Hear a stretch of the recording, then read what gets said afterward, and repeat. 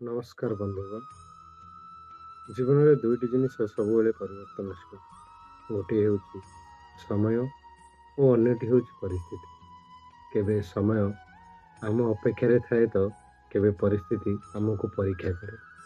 କିନ୍ତୁ ମନେ ରଖନ୍ତୁ, ଏ ଦୁଇଟି ଜିନିଷ ହିଁ ମଣିଷକୁ ପ୍ରକୃତ ଅଭିଜ୍ଞତା ଦେଇଥାଏ।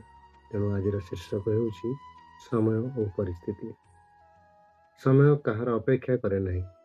ସମୟ ହେଉଛି ଦୁନିଆର ସବୁଠାରୁ ବଡ଼ ବଳବାନ ଜିନିଷ। ଏହା କାହା ପାଇଁ ଅଟକି ରହେ ନାହିଁ। ଯଦି ଆଜି ଆପଣଙ୍କ ସମୟ ଖରାପ ଚାଲିଛି, ତେବେ ହତାଶ ହୁଅନ୍ତୁ ନାହିଁ। କାରଣ ଯେଉଁ ସମୟ ଆଜି ଆପଣଙ୍କୁ କନ୍ଦାଉଛି, ସେହି ସମୟ ଦିନେ ଆପଣଙ୍କୁ ହସିବାର ସୁଯୋଗ ମଧ୍ୟ ଦେବ।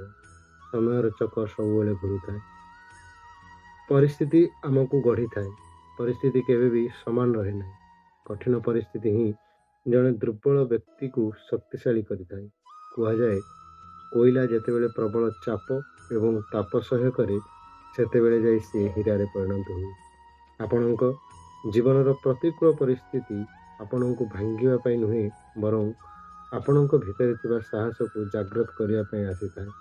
ତେଣୁ ଜୀବନରେ ଧୈର୍ଯ୍ୟ ସବୁଠାରୁ ଗୁରୁତ୍ୱପୂର୍ଣ୍ଣ। ସମୟ ଖରାପ ଥିବାବେଳେ ଧୈର୍ଯ୍ୟ ଏବଂ ପରିସ୍ଥିତି କଠିନ ଥିବାବେଳେ ସଂଘର୍ଷ କରିବା ହିଁ ସଫଳତାର ମୂଳ ମନ୍ତ୍ର।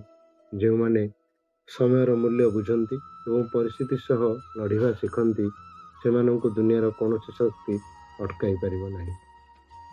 ଶେଷରେ ଏତିକି କହିବି, ସମୟକୁ ଅପଚୟ କରନ୍ତୁ ନାହିଁ ଏବଂ ପରିସ୍ଥିତିକୁ ଦୋଷ ଦିଅନ୍ତୁ ନାହିଁ। ନିଜ ଉପରେ ବିଶ୍ୱାସ ରଖନ୍ତୁ। ଆଜିର ସଂଘର୍ଷ କାଲିର ସଫଳତା ପାଇଁ ଏକ ପାହାଚ ମାତ୍ର।